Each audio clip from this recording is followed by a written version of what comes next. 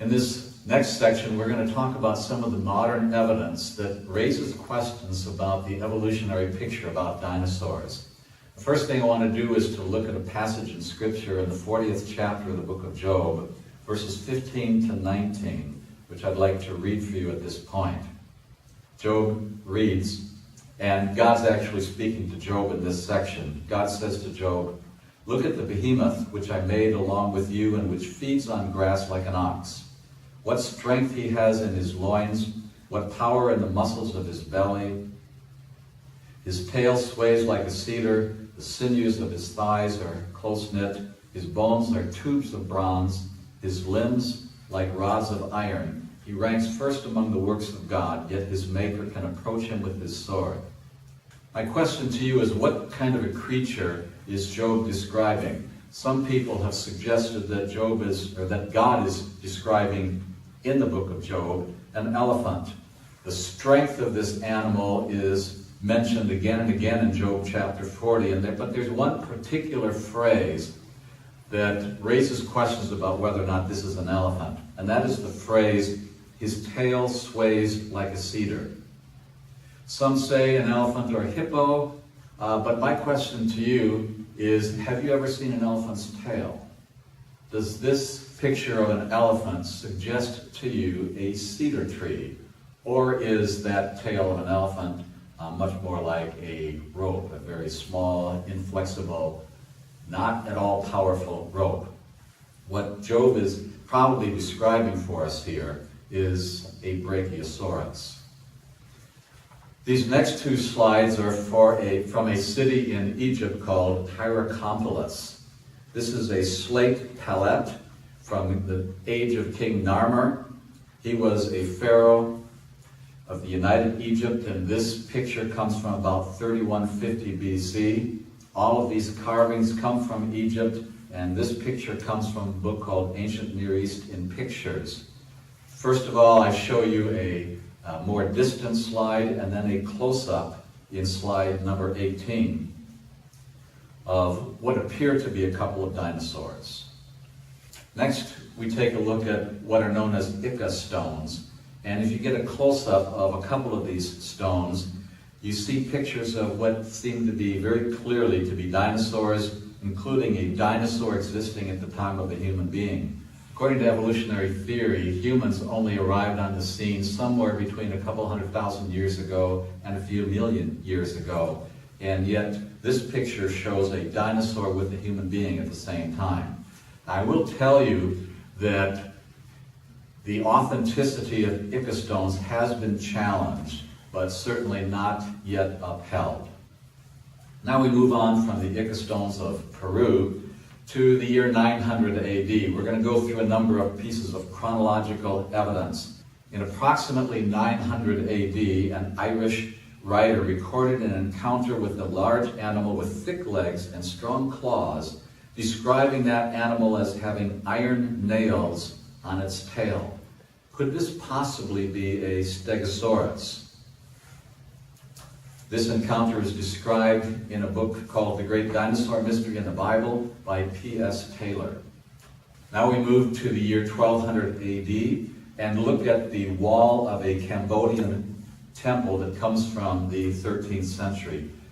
This picture is of a Ta Prohm temple in Cambodia, and some writer has allegedly stated that the plates along the back more closely resemble leaves, and the sculpture is a better match for a boar or rhinoceros against a leafy background.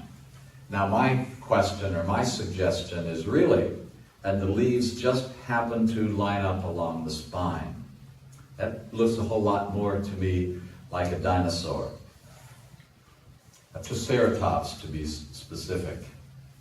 Also from England is a chronicle that is dated to the year 1405, and I quote from that chronicle: "Close to the town of Buras, near Sudbury, there has lately appeared to the great herd of the countryside a dragon, vast in body, with a crested head, teeth like a saw, and a tail extending to an enormous length. Having slaughtered the shepherd of a flock, it devoured many sheep." From the same century, the 1400s or the 15th century, we see a picture from the Carlisle Cathedral in Great Britain. On the right, you'll see some brass engravings dating from the 1400s that depict a creature that I think that any 21st century child would recognize as a dinosaur. If you take a close look at it, it'll look like one of the large plant-eating dinosaurs that we recognize from books that describe dinosaurs. By the way, I just want you to know that the word dinosaur was not invented until 1841. And the word dinosaur simply means terrible lizard. So it's a word that reflects an extremely large dinosaur. Slide 24 shows us the Chinese zodiac. There are 12 animals in the Chinese zodiac, with the dragon and 11 real animals. My question is, why would the Chinese choose one mythical animal along with 11 real ones? I think there are really 12 real animals, and that the dragon is actually a dinosaur. Another evidence from Chinese history for there being dinosaurs in the recent past, at least in the last few thousand years. There are several articles that have been written in the first half of the 20th century that talk about the possibility of dinosaurs roaming in Africa's wilds. In particular, there's a 55,000 square mile swamp in the area of the Congo where dinosaurs may be living. An artist has come up with a drawing of a possibility of a living dinosaur based upon the descriptions of that creature given to outside explorers by the natives that live in that area.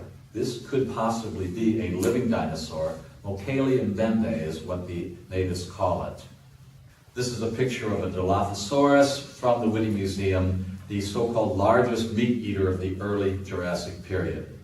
I'd also like to suggest that it's possible that the Loch Ness monster in Scotland is actually a plesiosaurus. Here's one photograph of the plesiosaurus, and in the next slide we take a look at some of the information about Loch Ness, which has an average depth of 812 feet, a square mile surface of almost 22 miles, a length of 25 miles, a maximum width of 1.5 miles there in the Highlands of Scotland.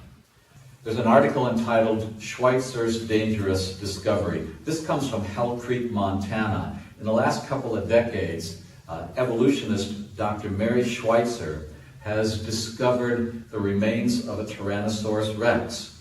And some of the unusual things about this discovery are the existence of elastic tissue, fibrous bone structure, and actually a cadaverous odor from this discovery. Now, Dr. Schweitzer says if you take a blood sample and you stick it on a shelf, you have nothing recognizable in about a week. So why would there be anything left in dinosaurs?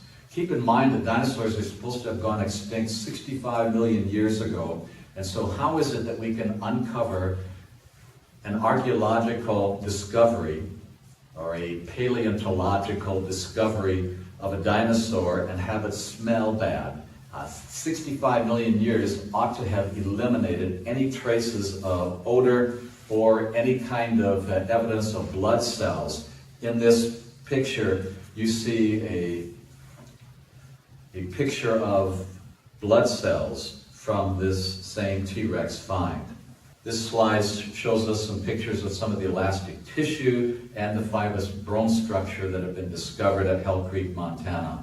I want to wrap this up with a mention of the fact that support for Darwinian evolution is actually on the decline. As you see in this slide, it tells us that in 2006, the prestigious science journal Science reported about the United States. The percentage of people in the country who accept the idea of evolution has declined from 45% in 1985 to 40% in 2005.